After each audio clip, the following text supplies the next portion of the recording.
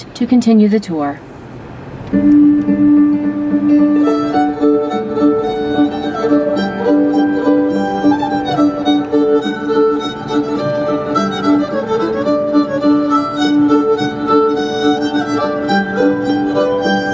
On the right, you'll pass a monument dedicated to the revolutionary patriots of African descent. This was the site on which the 1st Rhode Island Regiment, commanded by James Varnum, was encamped.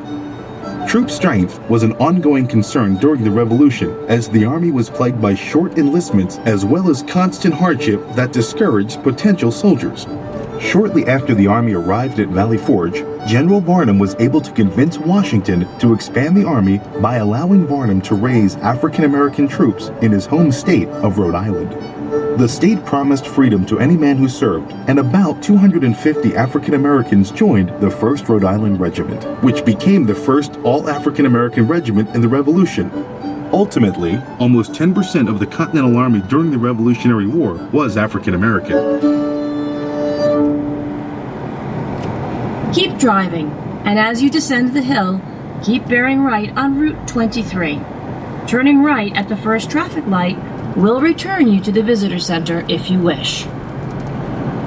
There was a surprising degree of ethnic and racial diversity in the Continental Army.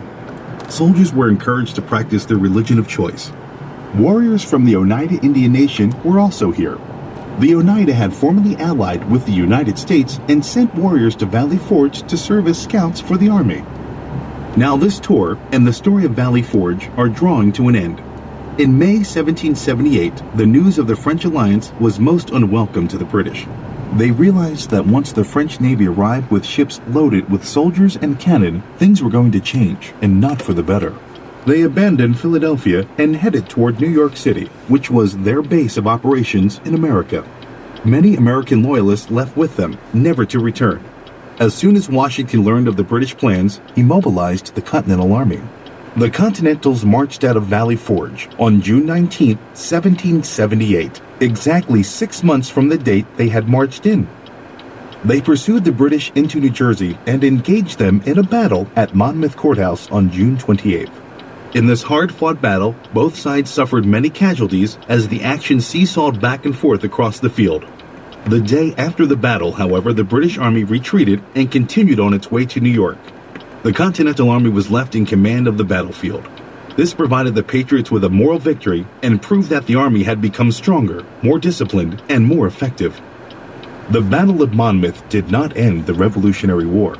At that point, the war was not yet halfway over. It continued for 5 more years, not ending until the British surrendered at Yorktown, Virginia. The 8-year struggle took over 50,000 lives on both sides and uncounted civilian deaths. The soldiers at Valley Forge endured hunger and discomfort, hard training day in and day out, boredom, sickness, and absence from home and family. Valley Forge has come to exemplify the resilience and determination of the men and women who persisted against all odds. Private Joseph Plum Martin wrote about the decision to give up and leave or to stay. He explained the decision very simply. We had engaged in the defense of our injured country, and we were determined to persevere. 10 years later, during a pause in the 1787 Constitutional Convention in Philadelphia, George Washington, now a civilian, took the opportunity to leave the sweltering city and travel to Valley Forge, the only one of the Army's winter encampments that he ever revisited. Traveling over the immense site that had been so intensively used, he saw with satisfaction that most of the signs of the devastation left by the Army had been healed.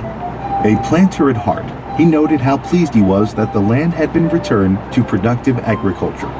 The beauty of the land was and is a reflection of the freedom and peace that he and the soldiers of the Continental Army had won for the new nation of America.